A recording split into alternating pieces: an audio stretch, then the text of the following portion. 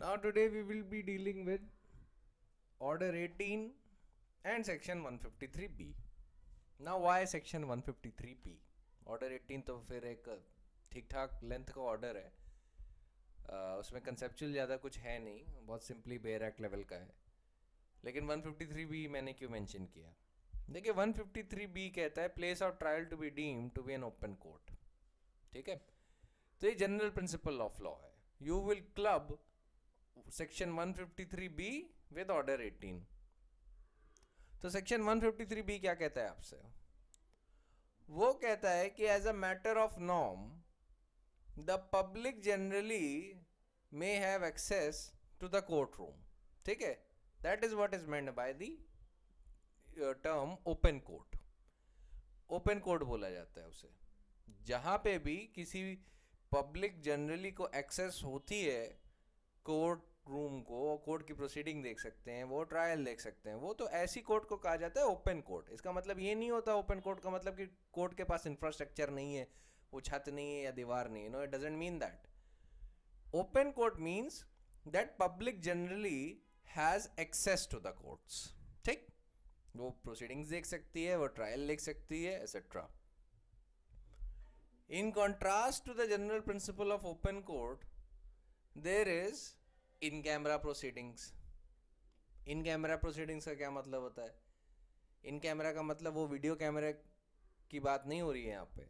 यहाँ पे in-camera proceedings का मतलब है कि जो proceedings हैं वो प्राइवेट में हो रही हैं. ठीक है, ट्रायल जो है या प्रोसीडिंग्स जो भी कोर्ट रूम में हो रही है वो प्राइवेट में हो रही है. इसका मतलब है किसी पर्टिकुलर पर्सन या पब्लिक जनरली को एक्सेस नहीं है कोर्ट रूम पे. ऐसी सिचुएशन में हम कहते हैं वो इन कैमरा प्रोसीडिंग्स है. ठीक है, अब एक चीज का ध्यान रखिएगा कि जब भी बोला जाए इन कैमरा प्रोसीडिंग्स लॉ के कंटेक्स्ट में, तो अगर कोई आपसे पूछे कि लिटरल मतलब क्या है इन कैमरा प्रोसीडिंग्स का, तो हमेशा बोल दीजिएगा लिटरल मतलब होता है इसका इन a chamber. In a camera का मतलब होता है इन अ चेम्बर. लेकिन लॉ के कंटेक्स्ट में इसका मतलब ये होता है, मतलब the connotation of this term is this that the proceedings are being held in private. ठीक है, proceedings are to be held in private. सबकी निगाहों के बीच में प्रोसीडिंग्स नहीं चलेंगी. ठीक है, पब्लिक जनरली के बीच में प्रोसीडिंग्स नहीं चलेंगी. अक्सर आप मैट्रिमोनियल सूट्स में आप इन कैमरा प्रोसीडिंग्स देखेंगे. ठीक है, वैसे क्रिमिनल साइड पे भी अक्सर इन कैमरा प्रोसीडिंग्स होती हैं, specially when the offense is committed against a woman, but I will not go into that right now. तो बेसिकली 153B आपको बताता है कि as a matter of general principle the civil court shall be deemed to be an open court where the public generally shall have access to. लेकिन इसका proviso भी है, and proviso says that provided that the presiding जज may if it thinks fit order at any stage of any inquiry or trial of a particular case that the public generally or any particular person shall not have access to or remain in the room or building used by the court. अब ये प्रोवाइजर जो है ये किस context में? देखिए, ये power तब जज एक्सरसाइज करता है जब जज को लगता है कि interest of justice would be adversely affected if public generally has access to or a particular person has access to the trial. हो सकता है कि जो पब्लिक अगर सामने हो तो विटनेस अपना बयान ढंग से ना दें. हो सकता है एक पर्टिकुलर पर्सन जो हो वो इतना इन्फ्लुएंशियल हो कि उसके डर के मारे विटनेस बयान ना दें. और न्यूमरस रीजन हो सकते हैं. ये तो मैंने एक इलस्ट्रेटिव रीजन आपको दिया, बट न्यूमरस रीजन हो सकते हैं. उसकी एग्जॉस्टिव लिस्ट बताना इम्पॉसिबल है. एक गाइडिंग प्रिंसिपल जज के लिए क्या होता है? द गाइडिंग प्रिंसिपल ऑफ जजेस फॉर द जज is only this that would the interest of justice will be adversely affected if the court is an open court. ये उसके लिए गवर्निंग क्राइटेरिया होता है. अगर उसका आंसर होता है yes, then the judge in its judicial discretion may hold the proceedings or trial in camera. लेकिन अगर नहीं है, अगर interest of justice adversely affected नहीं होते हैं, तो ऐसी सिचुएशन में जज is mandated to keep the court open court, क्योंकि जनरल प्रिंसिपल वो है. ठीक है, एक्सेप्शनल पॉइंट्स जो होते हैं हम तब एक्सरसाइज करते हैं जब वो एक्सेप्शनल सिनेरियोज अराइज करें. ठीक है, तो अगर एक्सेप्शनल सिनेरियोज नहीं अराइज कर रहे हैं, then you have to follow the general principle. It is that simple, nothing complicated in this. अब हम आ जाते हैं ऑर्डर 18 पे.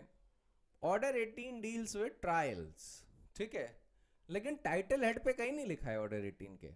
ऑर्डर 18 का जो टाइटल हेड है, it reads hearing of the suit and examination of witnesses. तो यहाँ पे ट्रायल नहीं लिखा है, लेकिन order 18 deals with the trial.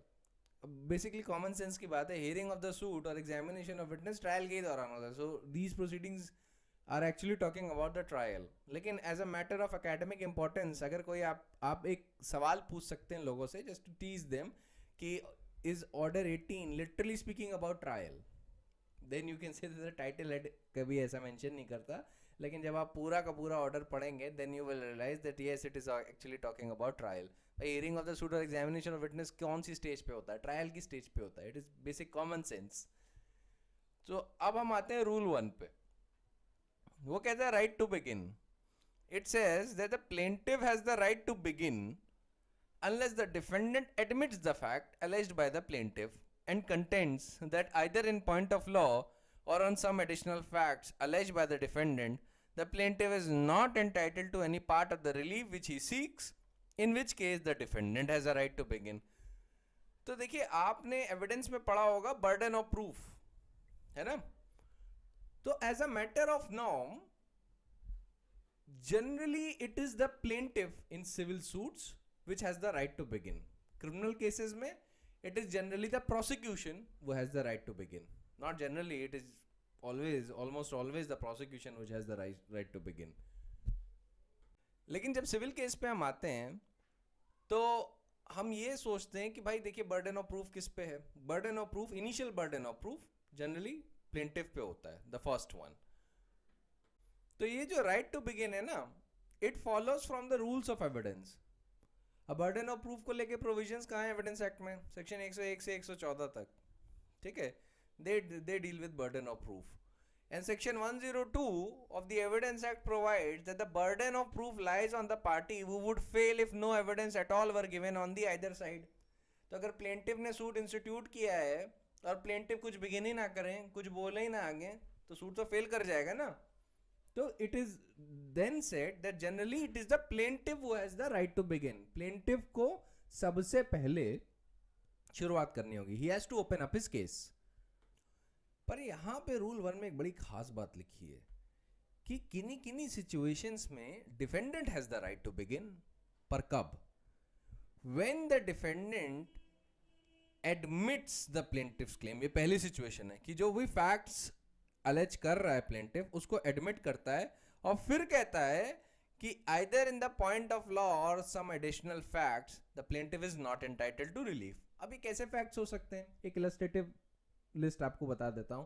अब मान लीजिए डिफेंडेंट कहता है कि भाई प्लेंटिफ जितनी भी बातें बोल रहे हैं अपने सूट में, बिल्कुल सही बोल रहे हैं. अपनी प्लेंट में उन्होंने सारी बात एकदम सही बोली है कि भाई आई ओ अ डेब्ट टू हिम और मुझे वो पैसा देना चाहिए था, ये बिल्कुल सच बोल रहे हैं. लेकिन उनका suit is barred by limitation, ठीक है. तो यहां पे defendant will have the right to begin. Similarly किन्हीं सिचुएशंस में ऐसी सिचुएशन अराइज हो सकती है जहां पे डिफेंडेंट बताते हैं कि भाई प्लेंटिफ का suit is barred by res judicata. ये इशू ऑलरेडी डिसाइड हो चुका था प्रीवियस इंस्टीट्यूटेड सूट में और रेस जुडिकाटा के सारे प्रिंसिपल्स सेटिस्फाइड हो चुके थे. कई सिचुएशंस में ये आ सकता है कि the plaintiff suit is barred by order 2 rule 2, ठीक है. तो numerous situations arise कर सकती हैं. तो in types of situation में the defendant has to admit the facts and then contend that either in point of law or by pleading additional facts that the plaintiff is not entitled to relief which he seeks. अब इसमें limitation, res judicata, order 2 rule 2 etc. बहुत सारी situations arise कर सकती हैं, ठीक है. लेकिन he has to admits the facts of the plaintiff's case, ये पहली कंडीशन है. और उसके बाद कंटेंड करना है that on the point of law that the plaintiff is not entitled to the relief which he is claiming. फिर हम आ जाते हैं रूल 2 पे, statement and production of evidence. It says on the day fixed for hearing of the suit or on any other day to which the hearing is adjourned, the party having right to begin shall state his case and produce the evidence in support of the issues which he is bound to prove. ठीक है, fairly simple to understand. मतलब the party who has right to begin, वो अपना case state करेगी and then it will produce his evidence in the support of the issues which he is bound to prove. अब आपको पता है settlement of issues पहले होगा, settlement of issues के बाद ही ट्रायल शुरू होता है. सब रूल 2 पे आ जाते हैं. वो कहता है the other party then shall state his case and produce his evidence if any and may then address the court generally on the whole case. जब एक बार first party which has begun its case, let us suppose plaintiff, simple रखने के लिए हम अभी assume करते हैं जो जनरल प्रोसीडिंग्स चलती हैं वैसे ही चलनी है कि प्लेंटिफ ने सबसे पहले अपना केस स्टार्ट किया, तो ऐसे आपको समझने में आसानी होगी. तो प्लेंटिफ ने इश्यूज फ्रेम हुए, मान लीजिए कोर्ट ने 6-7 इशू फ्रेम किए. अब it is generally the plaintiff who starts, ठीक है, he has the right to begin and then the plaintiff has to state his case and then produce his evidence in the support of the issues which he is bound to prove. ठीक, अब एक बार plaintiff ने अपना evidence दे दिया सारा, उसके बाद the defendant states his case and then he produces his evidence. अब डिफेंडेंट का केस न्यूमरस तरीके का हो सकता है. वो कहता है the plaintiff is not entitled to relieve on the basis of this evidence, that evidence, etcetera etcetera. Numerous situation arise हो सकती है. और उसके बाद he will address the court generally on the whole case, कि वोल केस पे बताएगा कि भाई देखिए सारा एविडेंस कंसिडर करने के बाद the plaintiff has no grounds of any sort of relief and the case should be dismissed. ठीक है, एक केस का ब्रीफ ओवरव्यू देके ये प्रेयर करेगा. रूल 3 क्या कहता है, सॉरी सब रूल 3 क्या कहता है, पार्टी बिगनिंग में then reply generally on the whole case. ठीक है, अब एक बार जब दूसरी पार्टी ने जो सबसे पहले which address the court generally on the whole case, तो उसके बाद जो पार्टी बिगनिंग है वो एड्रेस करती है generally on the whole case. ठीक है, क्योंकि अगर आपने देखा होगा सब रूल 1 में ऑफ रूल 2, तो वहाँ पे addressing the court generally on the whole case का पार्ट मिसिंग है. लेकिन दूसरी पार्टी जब अपना केस स्टेट करती है एंड प्रोड्यूसेस हिज एविडेंस, तो उसके पास ये पार्ट अवेलेबल होता है कि immediately after this it shall address generally on the whole case. तो द पार्टी बिगनिंग के पास तो रह गया ना to address the court generally on the whole case, तो फिर वो भी एड्रेस करेगी. ठीक, फिर रूल 3A देख लीजिए, वो क्या कहता है, any party may address oral arguments in a case and shall before he concludes the oral arguments if any submit if the court so permits concisely and under distinct headings written arguments in support of his case to the court, and such written argument shall form part of the record. This is akin to section 314 of CRPC. ठीक है, वहाँ पे भी oral arguments और written arguments के submission की बात की गई है. 3B भी उसके एकदम 3B और 3C ये पूरा जो है क्या कहते हैं 314 ऑफ द CRPC से एकदम डिट्टो मिलता जुलता है. आप अगर साइड बाय साइड कंपेयर करेंगे you will find the 3A से 3D तक एकदम सेम चीज़ें इन CPC also. CPC order 18 rule 2 सब रूल 3A to 3D, वैसे ही अगर आप सेक्शन 314 ऑफ CRPC देखेंगे सेम चीज़ मिलेगी आपको. तो ये अच्छा प्रोविजन है, यहाँ पे पढ़ लिया तो वहाँ का ऑटोमेटिकली आप पढ़ लेते हैं, और वहाँ पे भी अगर आपने पढ़ा तो यहाँ का ऑटोमेटिकली रिवाइज हो जाता है. So this is a good provision. तो 3A कहता है any party may address oral arguments in a case and shall before he concludes the oral argument if any submit if the court permits concisely and under distinct headings written arguments in support of his case. ठीक है, मतलब oral arguments के conclusion से पहले उन्हें written argument submit कर देने कंसाइसली and under distinct heading कि भाई किस बेसिस पे ओरल आर्ग्यूमेंट्स दे रहे हैं. और फिर ओरल आर्ग्यूमेंट्स में साइटेशंस का मेंशन होता है, केस लॉस का मेंशन होता है, और क्या उनकी लीगल रीजनिंग एसेट्रा एसेट्रा बहुत सारी चीज़ें मेंशन होती हैं. फिर 3B पे आते हैं, वो कहता है copy of written argument shall be simultaneously furnished to the opposite party. भाई ऑपोजिट पार्टी को क्यों कॉपी दी जा रही है, क्योंकि वो उस आर्ग्यूमेंट का काउंटर करेगा ना, दैट इज वाई रिबटल के पर्पस के लिए ऑपोजिट पार्टी को भी वो रिटन आर्ग्यूमेंट की कॉपी दी जाती है. 3C no adjournment shall be granted for the purpose of filing the written argument unless the court for the reasons to be recorded in writing considers it necessary to grant such adjournment. General rule है written argument के purpose के लिए adjournment नहीं grant किया जाता unless and until the courts in its discretion decides कि हमें adjournment देना चाहिए. प्रैक्टिकली बता रहा हूँ, कोर्ट जनरली ग्रांट कर देता है। यहाँ पे ये एक्सेप्शनल प्रिंसिपल की तरह लिखा हुआ है, पर कोर्ट रूम प्रोसीडिंग्स में इसका ठीक उल्टा है। Grant of adjournment is the rule and the refusal is an exception. 3D पे आ जाते हैं। The court shall fix time limits for oral arguments by either parties in a case as it thinks fit। ये अक्सर Delhi high court और supreme court में आप देखेंगे कि आपको एक स्पेसिफिक टाइम लिमिट अलॉट कर देते हैं जज पहले ही, भाई आपके पास 5 मिनट है या 2 मिनट है, इसमें आपको जो बोलना है बोल लीजिए। क्योंकि अगर टाइम लिमिट नहीं अलॉट करेंगे तो फिर लॉयर्स फिर बोलते ही रहेंगे और पता चला है शाम हो गई और उनका आर्ग्यूमेंट कंक्लूड ही नहीं हो रहा है। तो ऐसे ही एक नया तरीका बन जाएगा केस को पोस्टपोन करने का और डायलेटरी टैक्टिक्स में इंडल्ज करने का। So that is why time limit is imposed upon the oral arguments. By the way, अभी जो मैंने आपको प्रैक्टिकल लाइन बताई है ना कि प्रैक्टिकली क्या हो रहा है, grant of adjournment is the rule and refusal is an exception, exam में मत लिख दीजिएगा।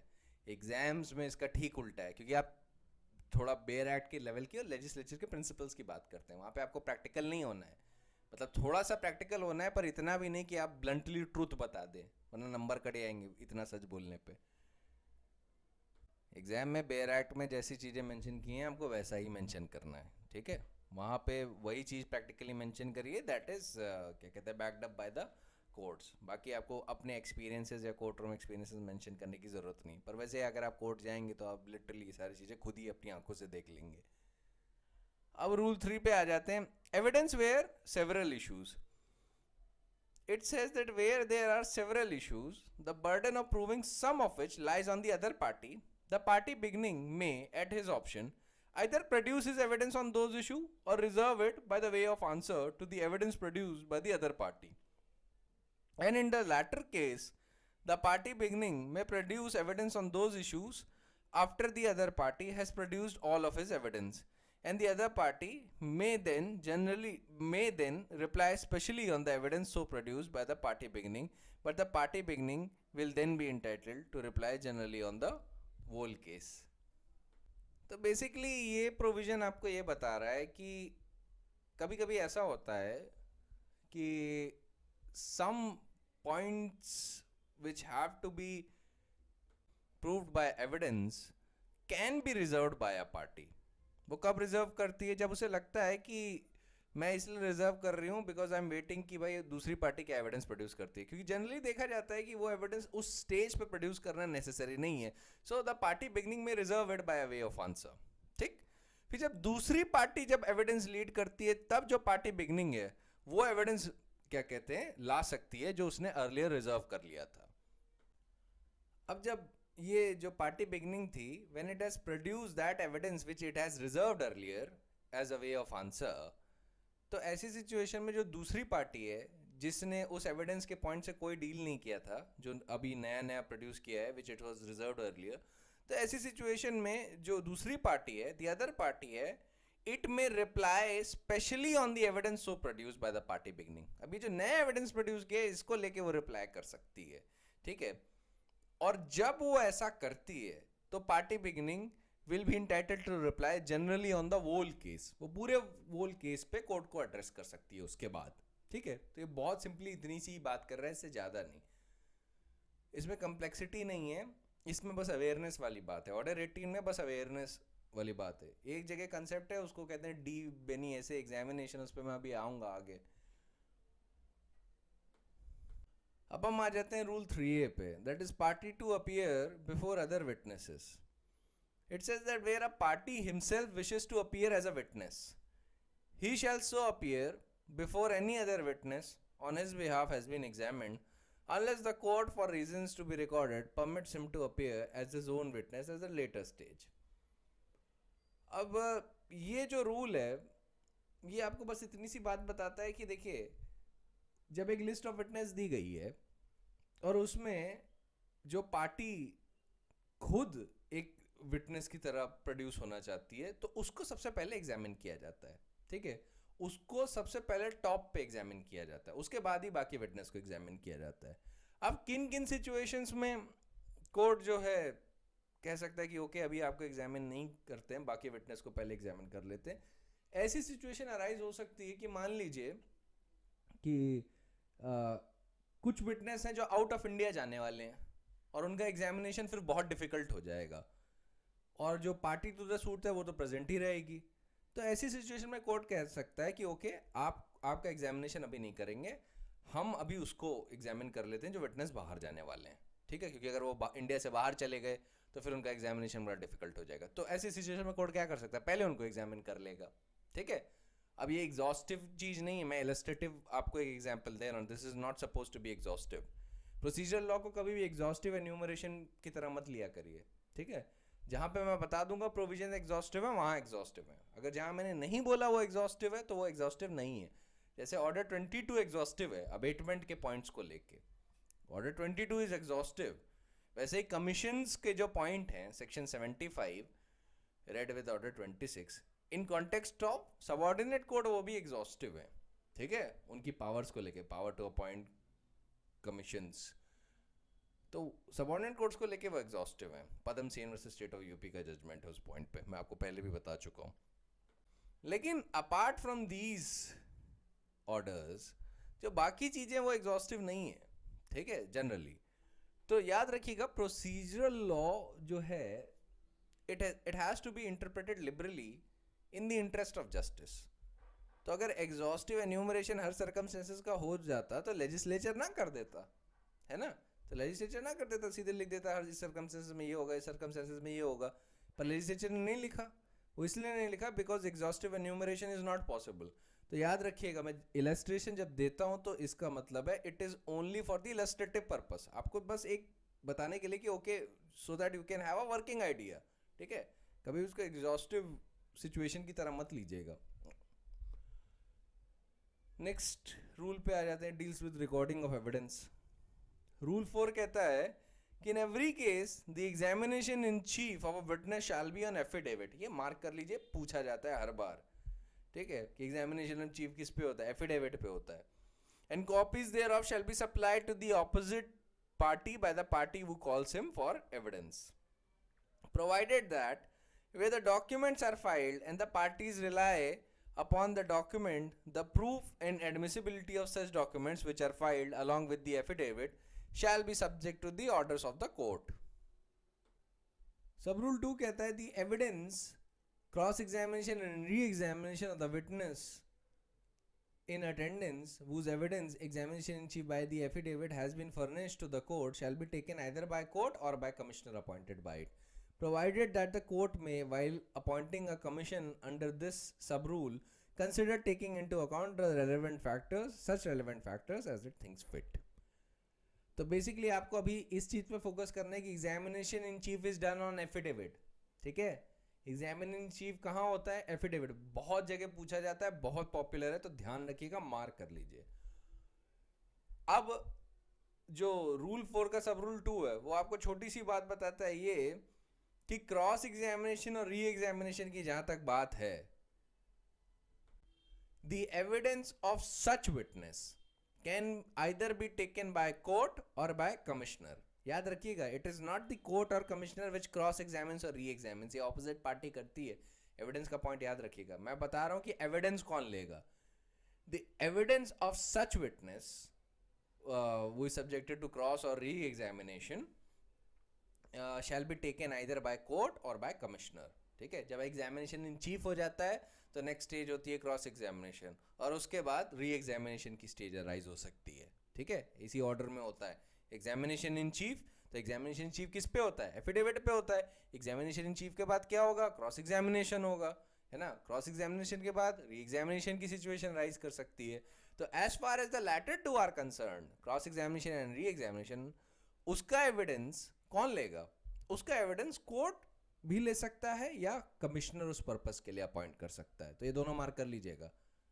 अब गलती से ये मत बोल दीजिएगा कि कोर्ट और कमिश्नर क्रॉस एग्जामिनेशन या री एग्जामिनेशन कर देता है, ये बहुत ऑपोजिट चीज है, पूरा कंसेप्ट ही गलत हो जाएगा आपका। याद रखिएगा, the wording is the evidence, cross examination, re examination of the witness in attendance whose evidence examination in chief by affidavit has been furnished to the court shall be taken by the court or commissioner। ये words हैं। तो ये बात कर रहा है कि evidence कौन लेगा। एविडेंस ऑफ कोर्स कोर्ट लेता है, बट क्रॉस एग्जामिनेशन या री एग्जामिनेशन कंडक्ट नहीं करता है, ठीक है। सब रूल 3 पे आ जाते हैं। वो कहता है द कोर्ट और the commissioner as the case may be shall record the evidence either in writing or mechanically in the presence of the जज or the commissioner as the case may be, and where the evidence is recorded by the commissioner, he shall return such evidence together with his report in writing signed by him to the court appointing him, and the evidence taken under it shall form part of the record of the suit. तो ये procedural बात बता रहे हैं कि वो खुद लिखेंगे या मैकेनिकली उनकी प्रेजेंस में लिखा जाएगा, आइदर बी जज और commissioner as the case may B, और उसके बाद अगर वो कमिश्नर है then he shall return his report to the court and the report shall be signed by the commissioner. और ये जितनी भी रिपोर्ट है और बाकी का जो एविडेंस जो लिया गया है that shall form the part of the record of the suit. ठीक है, वो रिकॉर्ड का पार्ट होगा. अब सब रूल 4 भी इंपॉर्टेंट है, इसको मार्क कर लीजिए, ये भी पूछा जाता है. The commissioner may record such remarks as he thinks material respecting the demeanor of the witness while under the examination, provided that any objection raised during the recording of evidence before the commissioner shall be recorded by him and decided by the court at the stage of arguments. मतलब commissioner जो है डिमेनर of the witness से deal कर सकता है, मतलब वो चीज़ें रिकॉर्ड कर सकता है which relates to demeanour of the witness. अभी मैं डिमेनर ऑफ द विटनेस पे आपको थोड़ा बताऊंगा when I will come to rule 12. In fact rule 12 और ये दोनों अभी डील कर लेता हूँ.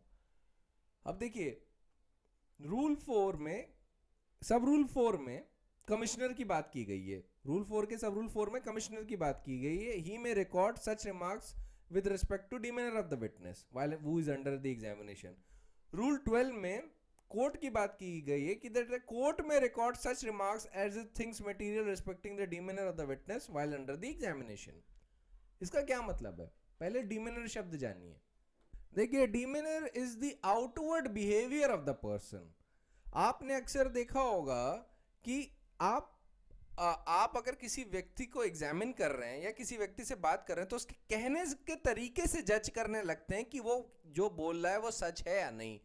So basically it is the body language that is being red, कि आप क्या चीज किस तरीके से कह रहे हो. तो कभी कभी मान लीजिए आदमी बहुत डर के कोई बात बोल रहा है तो आपको शक हो जाएगा उस पर कि वो सच बोल रहा है या नहीं बोल रहा. वैसे ही अगर आदमी बोलने में हिचकिचा रहा है then you can say that he is hiding something. तो जो demeanor है ना, it is reading the tone and tenor of the voice that is being used by the witness and the body language of the witness. So basically it deals with the outward behavior. और देखिए demeanor read करना एक art है, ये बहुत expert लोग ही कर पाते हैं.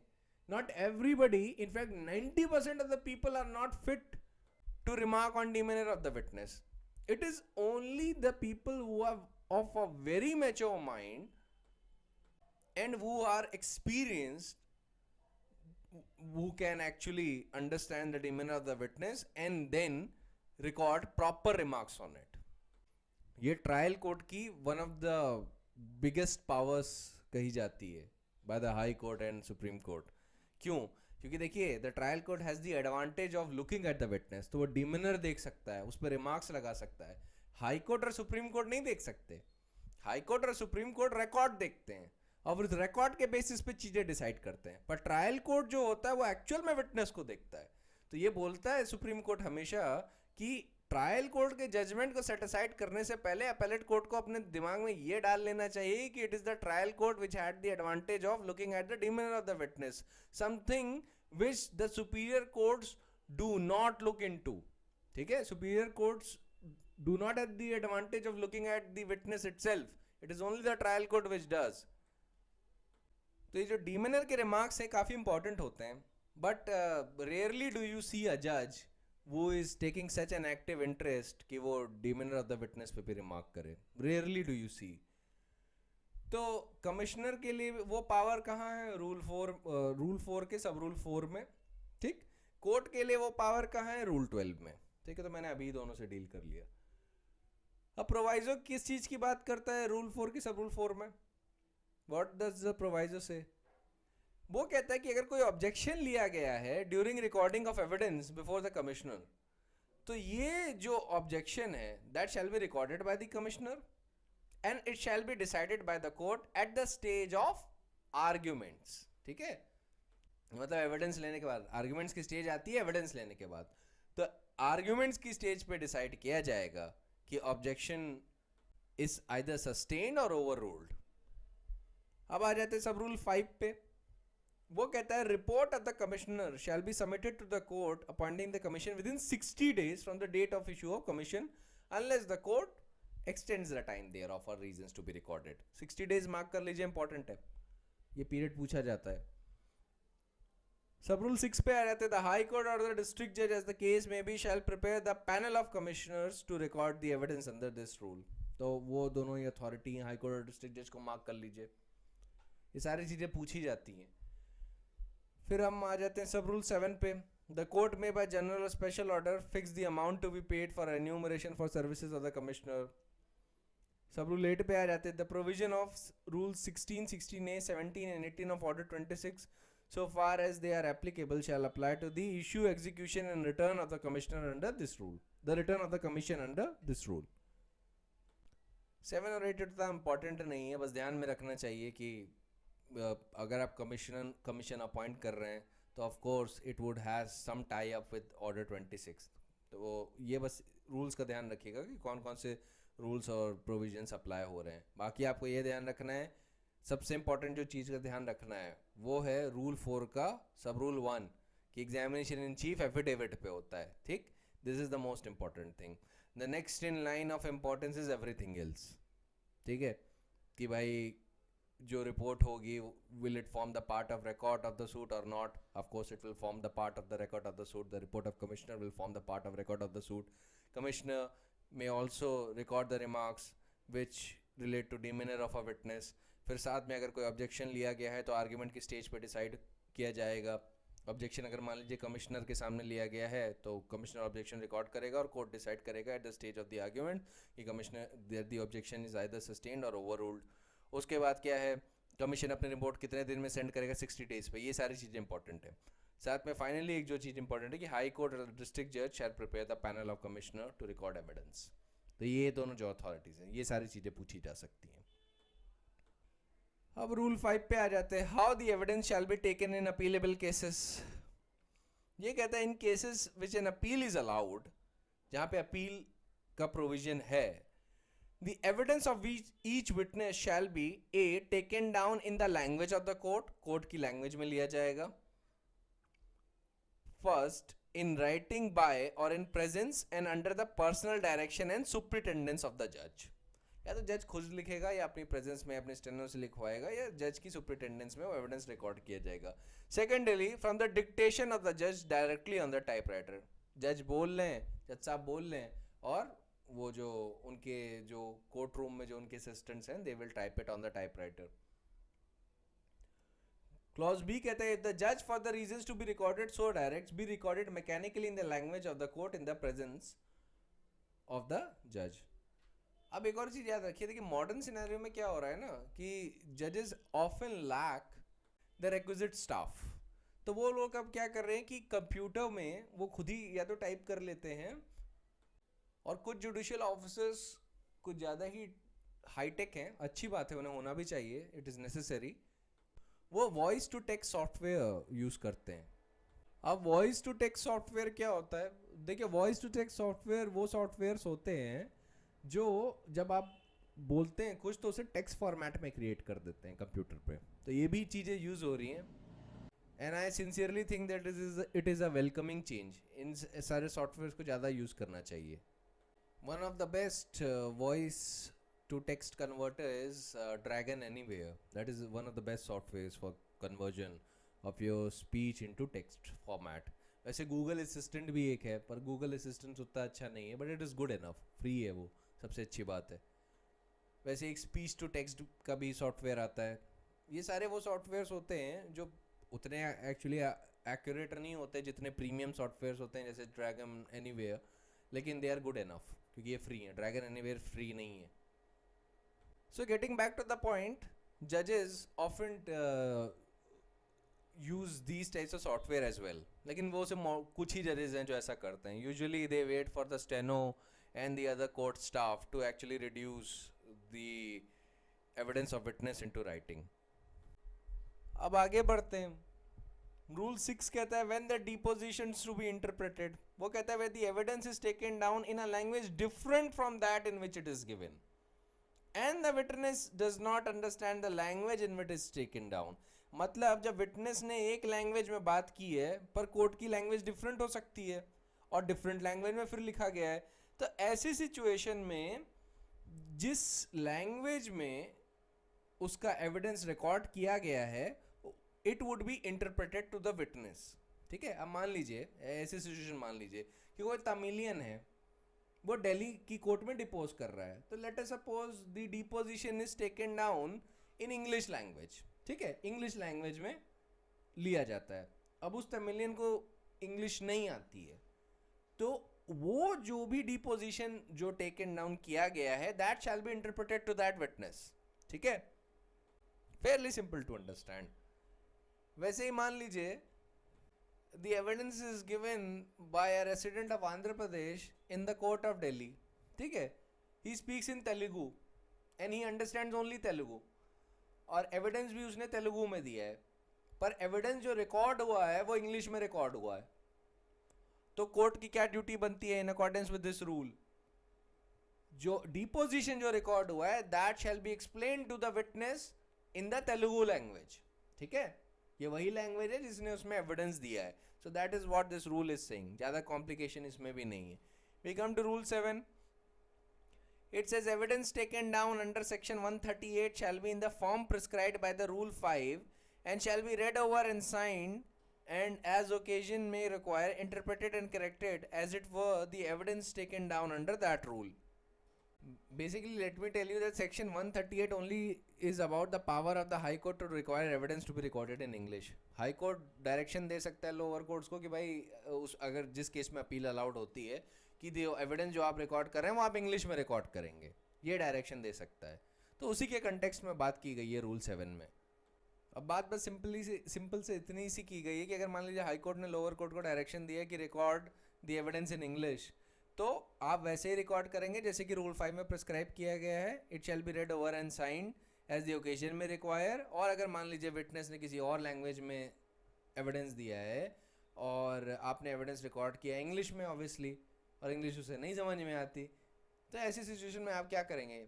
आप क्या कहते हैं उसको इंटरप्रेट करेंगे और करेक्ट करेंगे एज द सिचुएशन रिक्वायर्स। ठीक है, basically rule 7 is telling you that if such a direction under section 138 is given, then rule 5 and rule 6 both of them shall apply. ठीक है, यही कह रहा है सेक्शन 7। अब आ जाते हैं रूल 8 पे। It says that the memorandum when evidence is not taken down by जज, जब एविडेंस जज नहीं टेक डाउन करता तो क्या होगा? वो एक मेमो ड्रॉ करेगा। It says that where the evidence is not taken down in writing by the judge or from his dictation in open court or recorded mechanically in his presence, he shall be bound, as the examination of each witness proceeds, to make a memorandum of the substance of what each witness deposes, and such memorandum shall be written and be signed by the judge and shall form part of the record. ये उन situations के लिए है जहाँ पे it is not the judge who has recorded the evidence, neither from the dictation in open court, मतलब उसने dictate भी नहीं किया evidence, neither it has been recorded mechanically under his supervision or his presence. तो ऐसी situation में क्या होगा? ऐसी situation में जज साहब को एक मेमोरेंडम ड्रॉ करना पड़ेगा जिसमें जो भी विटनेस का डिपोजिशन है या जो भी विटनेस का एविडेंस है उसको इस सब्सटेंस में बताना होगा कि what is the substance of his deposition, उसको लेके एक मेमोरेंडम ड्रॉ करना होगा। ये मेमोरेंडम उसको पर्सनली लिखना होगा दैट, और इस सिचुएशन को लेके वो बाउंड है। ठीक है, and after drawing that memorandum it shall be signed and it shall form the part of the record. ठीक है, फिर आ जाते हैं रूल 9 पे। It says when the evidence may be taken in English, it says where English is not the language of the court but all parties to the suit who appear in person and the pleaders of such other parties as appear by pleaders do not object to having the evidence as is given in English being taken down in English, the judge may so take it down or cause it to be taken down in English. यहाँ पे English official language नहीं है और parties और उनके प्लीडर्स दोनों के दोनों कंसेंसस में एग्री कर जाते हैं कि okay record the evidence in English, तो वहाँ पे आप इंग्लिश में रिकॉर्ड कर सकते हैं, ठीक है। सब रूल 2 क्या कहता है? Where the evidence is not given in English but all the parties who appear in person and the pleaders of such of the parties as appear by pleaders do not object to having such evidence being taken down in English, the judge may take down or cause to be taken down such evidence in English. अब rule 9 के सब rule 1 और सब rule 2 में difference क्या है? Sub rule 2 talks about taking down the evidence in English, मतलब evidence के रिकॉर्डिंग को लेके बात करता है, और जो सब रूल 1 है वो बताता है कि एविडेंस ही इंग्लिश में दिया जा रहा है, ठीक है। तो वो सब रूल 1 कह रहा है कि the parties do not object to having such evidence as is given in English being taken down in English, कि मतलब एविडेंस दिया गया इंग्लिश में and it has been taken down in English, ठीक है। मैं इंग्लिश में कोर्ट में डिपोज कर रहा हूं और जज जो है इंग्लिश में ही रिकॉर्ड कर रहा है, और उसको लेके क्या कंडीशंस है कि the parties and pleaders all of them do not object, ठीक है। सब रूल 2 सिचुएशन की बात कर रहा है जहां पे एविडेंस मान लीजिए मैंने हिंदी में दिया है, but all the parties and their pleaders do not object to having such evidence being taken down in English, then the जज may take down or cause to be taken down such evidence in English, ठीक है। जहां पे सब rule 2 उन situations के लिए जहां पे एविडेंस इंग्लिश में नहीं दिया गया है और तब एविडेंस इंग्लिश में रिकॉर्ड हो रहा है, तो वहां पे उस सिचुएशन के लिए सब रूल 2 है रूल 9 का, ठीक है। तो सब रूल 1 में डिफरेंस समझ लीजिएगा और सब रूल 2 में डिफरेंस समझ लीजिएगा। सब रूल 1 तब अप्लाई करता है जब evidence has been given in English and is being taken down in English, ठीक है। सब रूल 2 तब अप्लाई करता है when the evidence is not given in English but is being taken down in English, alright. और both the situations के लिए क्या जरूरी है? द पार्टीज और its pleaders both of them shouldn't object, ठीक है। इस बात का भी ध्यान रख लेना चाहिए कि English should not be the official language of the court. That is also necessary for you to keep in mind. अब हम आ जाते हैं रूल 10 पे। It says any particular question and answer may be taken down. अब ये इतनी simple सी situation की बात कर रहा है, just telling you that court either suo motu or on the application of the party or its pleader take down any particular question and answer or any objection to any question if in the opinion of the court there is a special reason for doing so, बस इससे ज़्यादा इसमें कुछ नहीं है। Rule 11 क्या कहता है? Questions objected to and allowed by the court.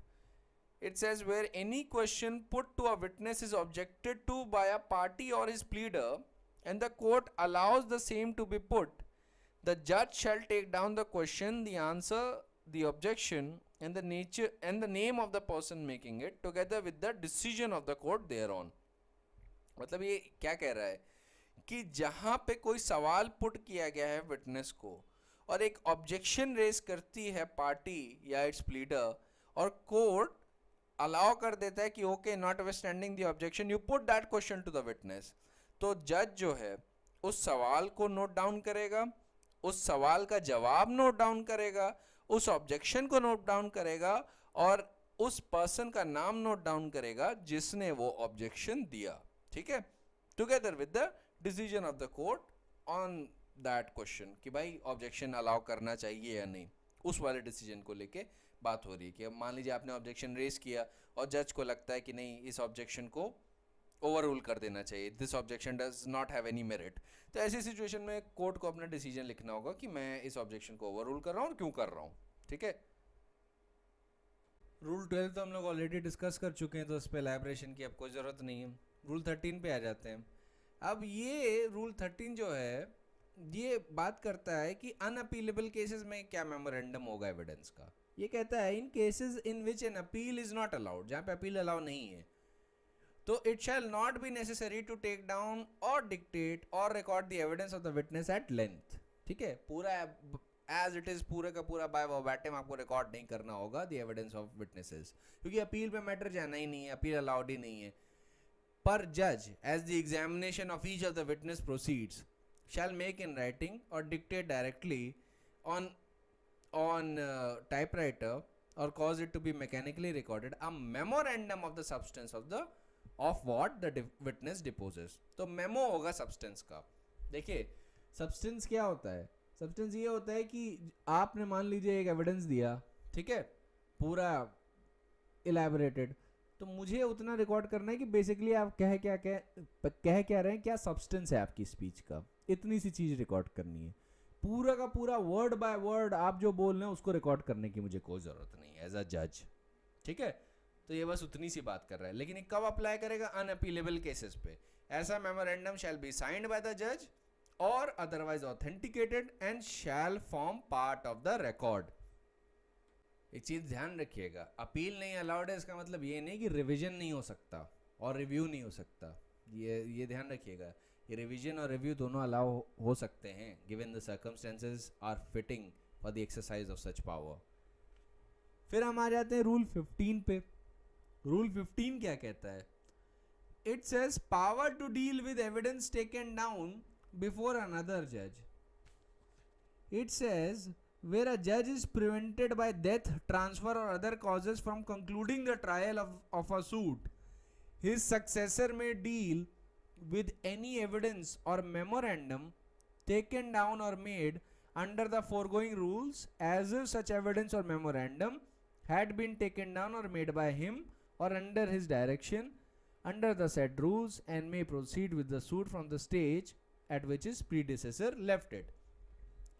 अब एक ऐसी सिचुएशन मानिए कि मैं जो हूं एक केस से डील कर रहा था, ठीक है, मेरा ट्रांसफर हो गया दूसरे डिस्ट्रिक्ट पे, ठीक है। अब आप जो हो मेरी जगह आते हो उस कोर्ट में, and now you are the जज ऑफ दैट पर्टिकुलर कोर्ट, ठीक है। तो अब मैंने कुछ इश्यूज डिसाइड कर लिए हैं, कुछ एविडेंस रिकॉर्ड कर लिया है, कुछ मेमोज रिकॉर्ड किए हैं, है ना। तो आपने पर्सनली तो वो रिकॉर्ड किया नहीं है। तो ये उन सिचुएशंस के लिए कि जहां पे ऑलरेडी मैं आधा काम कर चुका हूं, तो आप उसी आधी स्टेज से प्रोसीड कर सकते हैं एज अ जज। अब ये नहीं होगा कि आप प्रोसीडिंग डी नोवो शुरू करें, ठीक है, ये आपके लिए जरूरी नहीं होगा। You can start from the stage where I left off, ठीक है। अब सब रूल 2 ऑफ रूल 15 सिंपली से इतनी बात करता है कि the provisions of sub rule 1 shall as so far as they are applicable be deemed to apply to evidence taken in a suit transferred under section 24. अब रूल 16 पे आ जाते हैं। इसको कहते हैं examination de bene esse. Now what is this? See, generally witnesses are examined at the hearing of the suit, you know that. Rule 16 however provides for examination of a witness before the hearing when he is about to leave the jurisdiction of the court or other sufficient cause is shown to the satisfaction of the court that wise evidence should be taken down immediately. This is called de beni esse examination and it is permitted to do justice between the parties. ये इसका conceptual point है, ये reason है इसका। अब मैंने आपको थोड़ा इसका बैकग्राउंड बता दिया, तो अब जरा सेक्शन पढ़ते हैं, सेक्शन कह रहा हूँ, रूल 16 पढ़ते हैं, देखते हैं क्या कह रहा है। ये कह रहा है where the witness is about to leave the jurisdiction of the court or other sufficient cause is shown to the satisfaction of the court that why his evidence should be taken immediately, the court may, upon the application of any party or of the witness at any time after institution of the suit, take the evidence of such witness in a manner herein before provided. अब पहली चीज जो आपने गौर की होगी वो ये है कि witness is about to leave the jurisdiction of the court. या कोई और दूसरा सफिशिएंट कॉज कोर्ट को अगर दिखता है जहां पे कोर्ट इस बात को लेके सेटिस्फाई हो जाता है कि ऐसे विटनेस का एविडेंस इमीडिएटली लेना चाहिए, तो वो रूल 16 को लेके रिजॉर्ट कर सकता है। इसको कहते हैं डी बेनी एसे एग्जामिनेशन, ठीक है, डी बेनी एसे एग्जामिनेशन। ये कब अलाउ हो सकता है? ये any time after institution of suits, ठीक है, सूट के किसी भी टाइम पे, सूट के इंस्टीट्यूशन के किसी भी टाइम के बाद अलाउ हो सकता है ये। और सूट कब इंस्टीट्यूट होता है? By presentation of a plaint. तो ये क्योंकि जनरल रूल से एकदम हटके है, क्योंकि जनरल रूल क्या होता है आपका, पहले इश्यूज डिसाइड हो जाते हैं, उसके बाद लिस्ट ऑफ विटनेस आप देते हैं कोर्ट को, उसके बाद समझ जाता है एसेट्रा एसेट्रा, एक इलेबोरेट प्रोसीजर के बाद उन इश्यूज पे एविडेंस लिया जाता है ना। यहाँ पे ऐसा नहीं हो रहा। यहाँ पे उस विटनेस का जो एविडेंस है इमीडिएटली रिकॉर्ड हो रहा है, ठीक है, इमीडिएटली रिकॉर्ड हो रहा है, क्योंकि हो सकता है कि ऐसी नेसेसिटी हो कि he will go out of India और फिर कभी वापस ना आए वहाँ से, या कोर्ट के सामने ऐसा कॉज आ जाए कि मान लीजिए कि a certain person is on death bed, ठीक है, और उसका एविडेंस बहुत ज़रूरी है, a certain person is on death bed और उसका एविडेंस बहुत ज़रूरी है। तो ऐसी सिचुएशन में ये कहा जा सकता है कि भाई उसका एविडेंस इमीडिएटली ले लेना चाहिए, क्योंकि हो सकता है जब तक ट्रायल हो तब तक वो इस दुनिया में शायद ना रहें, ठीक है। या मान लीजिए कोई पर्टिकुलर विटनेस है जो कैंसर से ग्रसित है, ठीक है, he is afflicted by the disease of cancer, so in that situation he might not last, है ना। So in that situation his evidence should be taken immediately, क्योंकि ये सफिशिएंट कॉज की कैटेगरी में सारी सिचुएशंस चली जाएंगी। अब इससे ज़्यादा सिचुएशन है, ये तो मैंने आपको कुछ इलस्ट्रेटिव सिचुएशंस दे दी, पर इससे ज़्यादा बहुत सारी सिचुएशंस अराइज कर सकती हैं जहाँ पे कोर्ट को लग सकता है कि भाई इनका एविडेंस इमीडिएटली ले लेना चाहिए। तो ऐसे एग्जामिनेशन को हम कहते हैं डी बेने ऐसे एग्जामिनेशन। तो जब भी बोला जाए कि डी बेनी ऐसे एग्जामिनेशन क्या होता है, इमीडिएटली समझ जाइए ऑर्डर 18 के रूल 16 की बात हो रही है, ठीक। फिर सब rule 2 of order 18 rule 16 says that where such evidence is not taken forthwith and in presence of the parties, such notice as the court thinks sufficient of the day fixed for the examination shall be given to the parties. वो notice दी जाएगी opposite party को, दोनों parties को। ये एक simple सा इसका requirement है, ठीक है। सब रूल 3 पे आ जाते हैं रूल 16 के। वो क्या कहता है कि the evidence so taken shall be read over to the witness and if he admits it to be correct shall be signed by him and the जज shall if necessary correct the same and shall sign it and it may then be read at hearing of the suit. मतलब उसे evidence में read किया जा सकता है। तो ये प्रोसीजरल रिक्वायरमेंट है, तो हर विटनेस के साथ होता है, तो इनके भी साथ हो रहा है, ठीक है। रूल 17 पे आ जाते हैं। The court may recall and examine witness. The court may at any stage of the suit recall any witness who has been examined and may subject to the law of evidence for the time being in force put such questions to him as the court thinks fit. ये है कि भाई एक witness का examination chief खत्म हो गया और कोर्ट को लगता है कि इंटरेस्ट ऑफ जस्टिस के लिए उसे फिर से बुलाना चाहिए, तो फिर से बुला लेगा।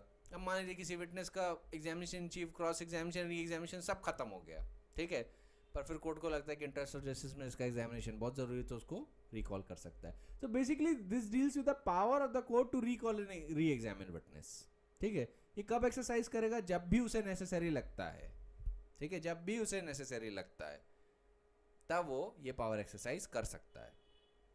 अब एक चीज ध्यान रखिएगा, ये जितने भी प्रोविजन आप रीड कर रहे हैं, rule 16, 17 etcetera, you have to read it with section 151 as well, inherent power of the court.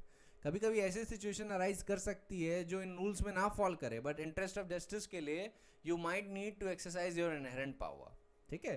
तो कभी भी मत समझ लीजिएगा कि आपको सिर्फ इन्हीं रूल्स के अंदर ही रहना है और यू आर कन्फाइंड, और आपके सामने एक ऐसी सिचुएशन अराइज कर गई है that has not been dealt with by order 18, then you can resort to section 151 also during the course of trial, ठीक है। अब रूल 18 पे आ जाते हैं, power of the court to inspect. ये बहुत मिलता जुलता है सेक्शन 310 ऑफ सीआरपीसी से। It says that the court may at any stage of the suit inspect any property or thing concerning which any question may arise, and where the court inspects any property or thing, it shall, as soon as may be practicable, make a memorandum of any relevant facts observed at such inspection, and the memorandum shall form the part of record of the suit. अब यहाँ पे मान लीजिए कोई property is the subject matter of the dispute. Court को लगता है यार मैं एक बार क्या करता हूँ, खुद ही जाके प्रॉपर्टी जाके इंस्पेक्ट कर लेता हूँ। वो जाते हैं वहाँ पे प्रॉपर्टी इंस्पेक्ट कर लेते हैं। तो वहाँ पे जब वो इंस्पेक्ट करेंगे then he will make the memorandum of the relevant fact observed, और जो मेमोरेंडम होगा that shall form part of the record.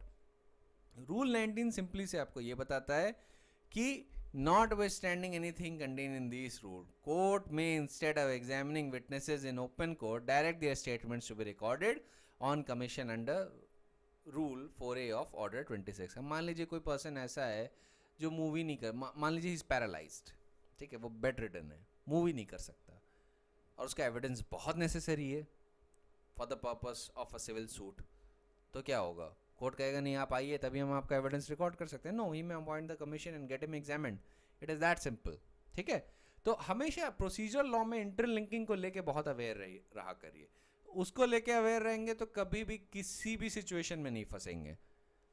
All the laws are like webs, web की तरह होते हैं, एक स्ट्रिंग कहीं और अटैच्ड है, ठीक है, उस स्ट्रिंग का अटैचमेंट 3-4 स्ट्रिंग से और अटैच्ड है एसेट्रा। तो लॉ को हमेशा एक वेब की तरह इमेजिन करिए, then you will be properly be able to understand every single situation that may arise in a scenario, ठीक है, and that requires patience, perseverance and dedication, ठीक है। do not think that you can just master law in a single month or in an year, ठीक है, ये सारी चीज़ें बहुत मुश्किल होती हैं, तो इसमें पेशेंस लगता है, डिटर्मिनेशन लगता है, और इन दोनों से ज़्यादा डिसिप्लिन लगती है, ठीक है। Main thing that you people require is discipline. It is only the disciplined person who will be able to master CPC and no one else. Discipline नहीं है तो CPC नहीं मास्टर कर पाएंगे, और जिस दिन आप CPC ऐसे लेवल पे अचीव कर लेंगे, समझना, जहाँ पे लोग आपको मास्टर की तरह रेफर करेंगे, तो उस दिन आप रियलाइज़ करेंगे कि it is impossible to be a master at law, you can always be a student, ठीक है। आप हमेशा स्टूडेंट ही रह सकते हैं किसी लॉ की फील्ड में, कभी मास्टर नहीं हो सकते। दूसरे लोग आपको मास्टर की तरह रेफर करें वो अलग बात है, but you will always remain a student at law, ये बात याद रखिएगा। You will always be learning new things. मैं अगर आपको पढ़ा रहा हूँ, I have lot to learn, बहुत सारी चीज़ें हैं जो मुझे भी सीखनी है, ठीक है। सो और ये ज़िंदगी भर सीखनी पड़ती है। इवन द टॉप कोर्ट जजेस are still learning about the provisions of law, they are learning new things. तो वैसे ही आप हमेशा एक लर्निंग एटीट्यूड हमेशा रखिएगा। इंटरलिंकिंग बहुत ज़रूरी है आपके लिए, तो बेसिक लेवल की अवेयरनेस बहुत ज़रूरी है एग्ज़ाम क्लियर करने के लिए, ठीक है। तो बेसिक्स को अगर आप क्लियर कर लेंगे then you can clear everything else. तो पहले आप अपनी बेसिक फाउंडेशन तैयार करिए through understanding the bare act provisions, फिर उसकी एप्लीकेबिलिटी कहाँ कहाँ किस तरीके से होगी वो आप आगे चल के करिएगा। वो कैसे करेंगे, जो भी मैं जितना बता रहा हूँ उस पर ध्यान दीजिए, इंटरलिंकिंग पे ध्यान दीजिए, और होलिस्टिकली जरा सोचिए सीपीसी के बारे में, ठीक है। Don't just blindly memorise it, try and understand it, कोशिश करिए कि आप उसे और अच्छे डिटेल में समझें। अपने आप आपको प्रोविजन जितने भी हैं सीपीसी में वो सारे याद हो जाएंगे। It's not that difficult. CPC is very straightforward. Of course, it does have some conceptual points which, if you do not have exposure to, might scare you off away from CPC. But you have to face CPC bravely. So bravely आपको deal करना है. And if you don't deal with this subject bravely, you will always keep running away. And let me tell you, out of all the subjects, CPC would be most rewarding for you in your practical life. ठीक है, this would be the most rewarding subject in your practical life. If you understand this, you will be able to understand commercial litigations, you will be able to earn better, and for the purpose of examinations, you would be easily be able to clear them, because anybody who understands CPC can understand every other subject. Conceptual points, of course, arise in the case of res judicata, cause of action, and your order 2, rule 2, etc., etc. Abatement of the suits also has a lot of conceptual points. But majority of CPC, by comparison, is very straightforward. It lays down very elaborate rules that how do you deal with a particular situation that may arise. So focus on CPC a lot. Okay? I think this would be enough for today. Tomorrow we would be dealing with other provisions of CPC that are left. अब हम horizontal plane पे लगभग CPC के provision ख़त्म करने वाले हैं। तो ट्रायल वायल ख़त्म हो चुका है, हॉरिजॉन्टल प्लेन पे जितनी भी प्रोसीडिंग्स अराइज होती हैं मोस्टली वो ख़त्म हो गई हैं।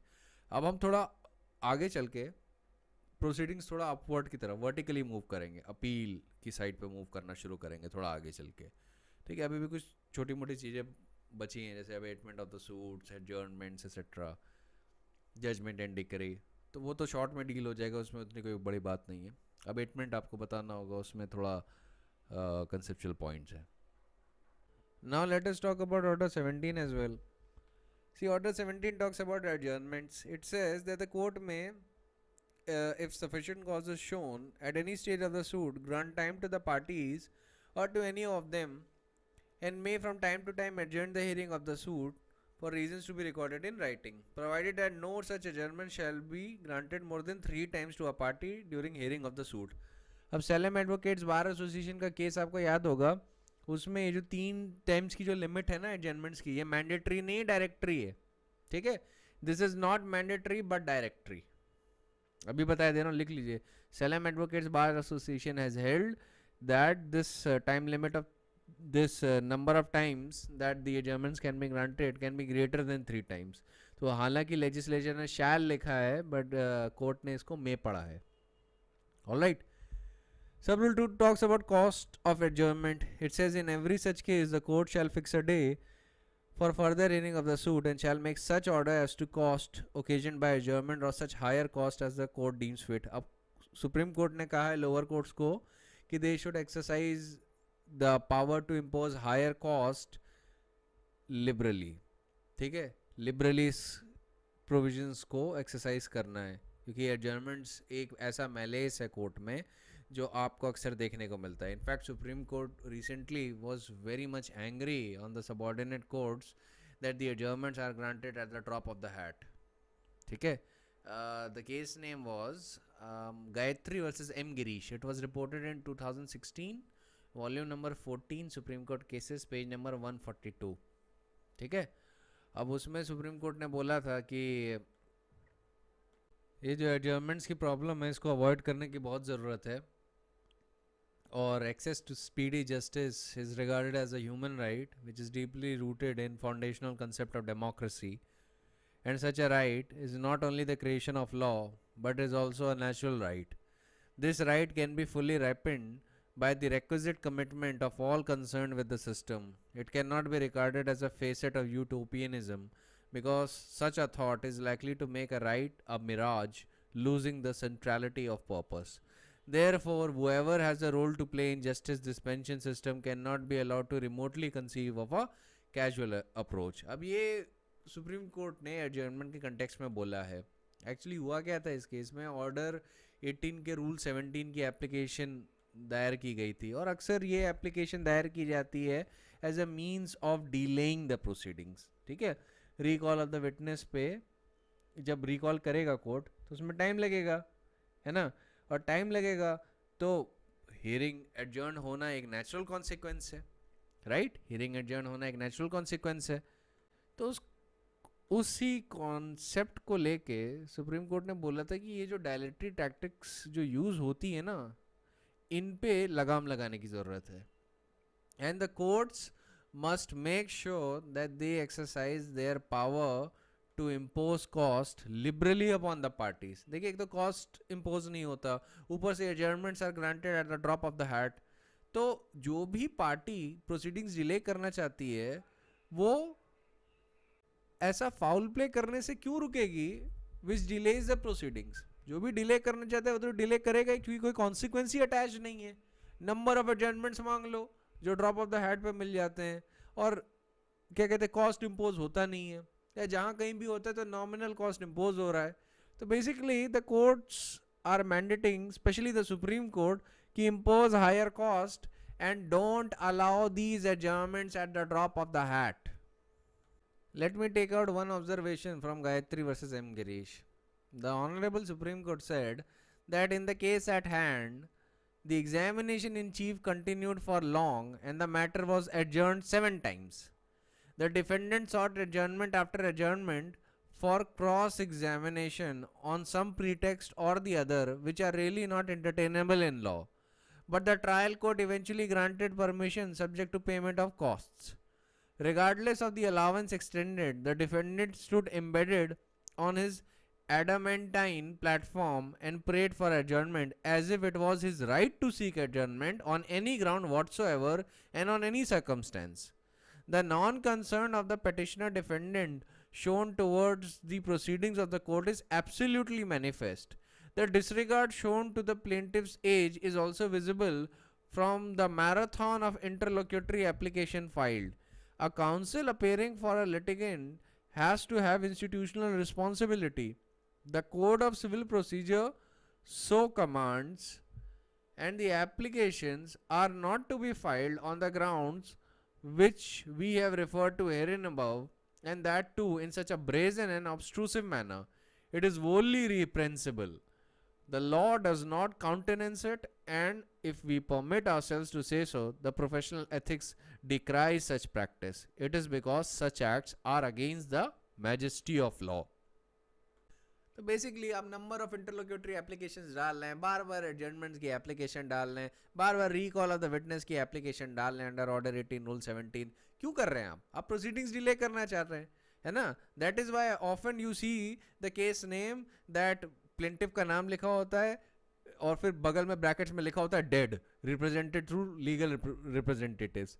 अब ये क्यों होता है? सिविल लिटिगेशन में इतना डायलेटरी टैक्टिक्स यूज किया जाती हैं, इतनी फाउल प्ले यूज किया जाती हैं, और कोर्ट्स उसमें एक हेल्पलेस पार्टी की तरह बिहेव करते हैं. खासतौर से सबऑर्डिनेट कोर्ट्स नॉमिनल कॉस्ट लगाते हैं. प्रैक्टिकली बता रहा हूँ, नॉमिनल कॉस्ट लगाते हैं. हायर कॉस्ट लगाने चाहिए, और एडजर्नमेंट्स हर चीज पे नहीं ग्रांट कर देने चाहिए जैसे कि वो करते हैं eight the drop of the hat.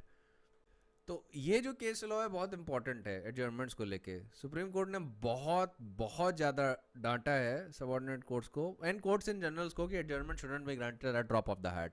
ठीक है. और ये जो ऑर्डर 18 रूल 17 की रिकॉल ऑफ दी विटनेसेस के लिए जो एप्लीकेशन लगाते हैं ना फर्दर डिले करने के लिए कि हम क्रॉस एग्जामिन करना चाहते हैं तो इनको प्लीज़ रिकॉल करिए, तो ये सारी चीज़ें डिले करने के लिए यूज़ किए जाते हैं. और मैराथन ऑफ इंटरलोक्यूटरी एप्लीकेशन लगा देते हैं, एक के बाद एक इंटरलोक्यूटरी एप्लीकेशन की. हर एप्लीकेशन पे हियरिंग होगी, कोर्ट के पास तो टाइम लिमिटेड है, और लिमिटेड टाइम में एक लिमिटेड ही एप्लीकेशन वो डील कर सकता है ना. तो ये सारी जो चीज़ें हैं ना बड़े प्लान्ड वे में होती हैं. सबको पता है ये क्यों की जाती हैं. अब लेकिन कोर्ट्स इन पे थोड़ा कड़ा रुख रख रहे हैं, और रखना भी चाहिए. Even though what ever the Supreme court has done till now, it's still not enough. It's still not enough. The malaise of adjournments is still going on. It is like the pestilence which has affected the Indian judicial system. But what can we do? The only one who can do something about it is the Supreme Court and the High Courts. Nonetheless, we can proceed further. अब proviso दिया गया है rule 1 में.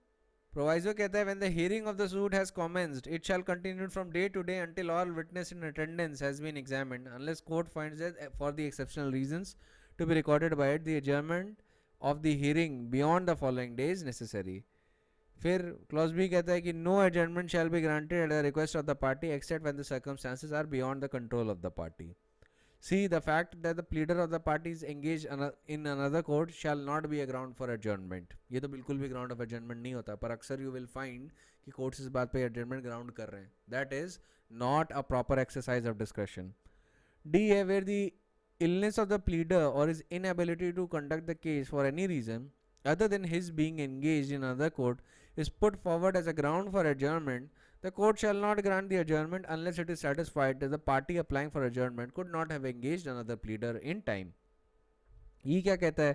Where a witness is present in court but a party or his pleader is not present, or the party or his pleader though present in court is not ready to examine or cross-examine the witness, the court may, if it thinks fit, dispense with the examination in chief or cross-examination of the witness as the case may be by the party or his pleader not present or not ready as aforesaid. अब ऐसी situation में ये जो power आप देख रहे हैं जो एक्सरसाइज करने का डिस्क्रिप्शन कोर्ट को दिया हुआ है, कोर्ट कर सकता है ऐसा, पर क्या प्रैक्टिकली करता है?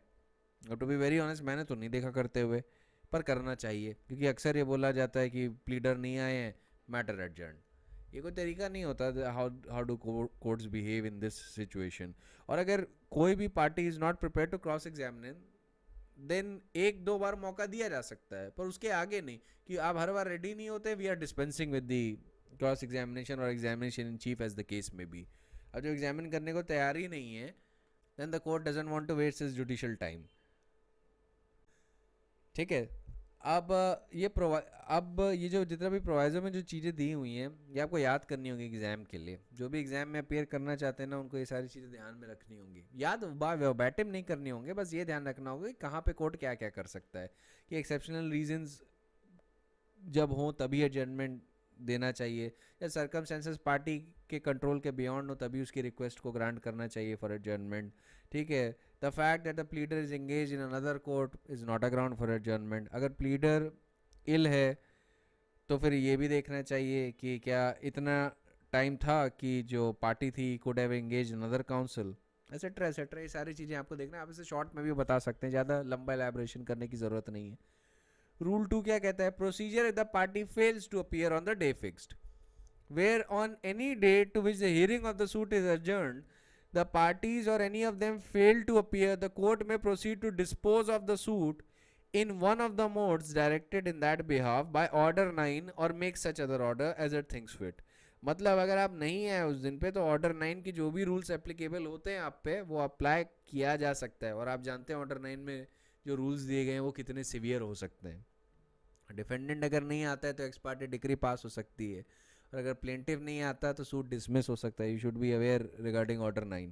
अब एक्सप्लेनेशन क्या कहती है कि where the evidence or a substantial portion of the evidence of any party has already been recorded and the party fails to appear on any day to which the hearing of the suit is adjourned, the court may in its discretion proceed with the case as if such party was present।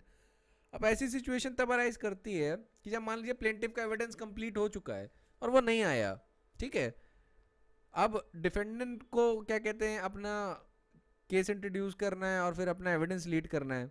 तो अगर वो नहीं आता है ऐसी situation में तो court के पास ऑप्शन है to proceed with the case, ठीक है। अब देखिए रूल 2 में बोला तो गया है कि कोर्ट ऑर्डर 9 के जो रूल्स हैं या जो मोड्स हैं उनमें से एक अप्लाई कर सकता है, उनमें से एक या एक से ज़्यादा जैसे भी अप्लाई हो रहे हो वो अप्लाई कर सकता है, लेकिन प्रैक्टिकली कोर्ट नहीं करता।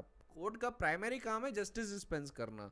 तो कोर्ट का फोकस ये रहता है कि अगर एविडेंस लेटर सपोज रिकॉर्ड पे इतना है कि आई कैन प्रोसीड फर्दर और पार्टी की प्रेजेंस उस स्टेज पे उतनी ज़रूरी नहीं है, तो the absence of the party is not considered fundamentally फेटल।